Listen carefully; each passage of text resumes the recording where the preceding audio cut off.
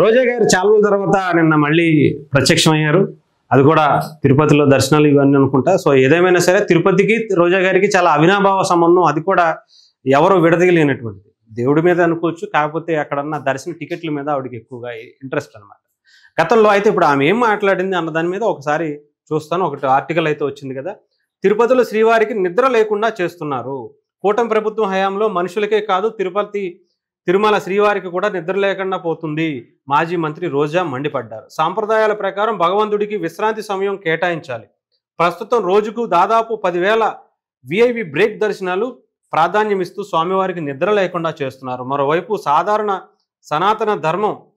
సాధారణ భక్తులకు దర్శనం తగ్గించారు. ఇదేనా పవన్ బీజేపీల సనాతన ధర్మం? ఇదేనా చంద్రబాబు నమూనా ప్రణాళిక అని ఆవిడ ప్రశ్నించారు. ఇది ఎలా ఉందంటే, మనం చేసింది ఏంటమ్మా మరి గతంలో జబర్దస్తుల దగ్గర నుంచి అసలు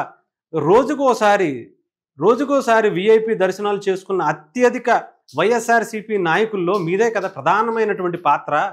మీరే కదా ఎంతోమంది జబర్దస్త్ ఆర్టిస్టుల నుంచి లోకల్గా ఉన్నటువంటి తెలంగాణ, ఆంధ్రాలో ఉన్నటువంటి ఎంతోమందికి తిరుపతి అని గుర్తొస్తే చాలు, రోజా గారు ఫోన్ కొడితే చాలట, ఇంత డబ్బులు ఏంటి మా వాళ్ళు వస్తారు తీసుకెళ్ళి విఐపి దర్శనం చేపిస్తారు.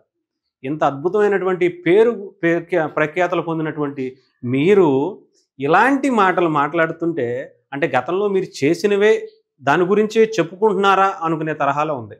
రోజా గారు కాస్త అయినా ఎలాంటి వాటి గురించి మాట్లాడేటప్పుడు కొంచెం అవాయిడ్ చేయండి.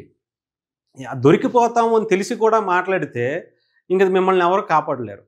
తెలుసు ఆల్రెడీ మనమంతా కూడా మన చరిత్ర అంతా కూడా బట్టబయలైపోయింది. గతంలో మనం చేసినటువంటి విఐపి దర్శనాలు ఇవన్నీ పరిస్థితులు ఏంటో మనందరికీ తెలుసు. మనం తెల్లారులెగితే తిరుపతిలోనే కదా ఉండేవాళ్ళం.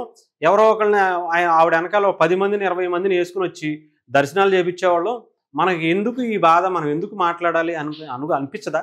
అసలు మనం ఇది కరెక్ట్ కాదు కదా, ఎవరైనా మాట్లాడొచ్చు, కానీ ఇది మనం మాట్లాడడం కరెక్ట్ కాదు కదా అని రోజా గారు ఎందుకని అనిపించట్లేదు? అంటే ఇవన్నీ వదిలేసారా గాలికి? ఇంకా ఏమి అన్నా కూడా ఇంకా కూటమి ప్రభుత్వం మీద తోసేయాలి, లేదంటే వీళ్ళ మీద తోసేయాలి, జనాలకి ఏం తెలియదు, జనాలు పిచ్చోళ్ళు అనుకుంటున్నారా? ఇది సోషల్ మీడియా జమానా అండి. మీ పేరు మీద మీ తిరుపతి దర్శనాలు అని చెప్పి కొడితే ఎన్ని రోజు అంటే అక్కడ గత 5 ఏళ్లలో ఎన్ని వేల సార్లు, వందల సార్లు కూడా కాదు, కొన్ని వేల సార్లు దర్శనాలకు మీరు పంపించినటువంటి వాళ్ళ లిస్టు మామూలుగా ఉందా? ఇప్పుడు టీటీడీకి సంబంధించి ఒక్క ఆర్టీఐ అప్లై చేస్తే మీ జీవిత చరిత్ర మొత్తం రోడ్డు మీదకి వచ్చేస్తుంది కదా. ఎందుకని ఇంకా అలాంటి మాటలు, ఇలాంటి వ్యాఖ్యలు చేసి ఇంకా ఉన్న కాస్తో కూస్తో ఉన్నటువంటి ఆ పరువును కూడా పోగొట్టుకోవటం? ఏదో వస్తారు ఆ చెన్నై నుంచి, ఎవరో దర్శనం తీసుకెళ్ళమంటారు, అధికారం పోయిన తర్వాత కూడా మీకు దర్శనాలు జరుగుతున్నాయిగా.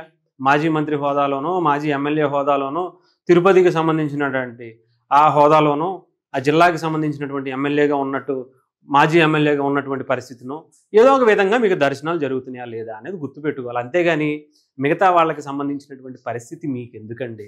మనం ఏం పీకేసాం, మనం ఏం చేసేసాం, శ్రీవారిని ఎంత దారుణంగా దోచేసుకున్నాం, శ్రీవారి ఆలయంలో ఎన్ని అపచారాలు చేసాం, లడ్డు ప్రసాదాల్లో ఎంత దారుణమైనటువంటి కల్తీలు చేసాం, ఇవి చూసుకోండి. అంతేగాని మీరు ఎందుకు అంటే ఎవరైనా మాట్లాడచ్చు, కానీ మీరు మాట్లాడడం అనేది అది పెద్ద బూతుగా చూడాలి.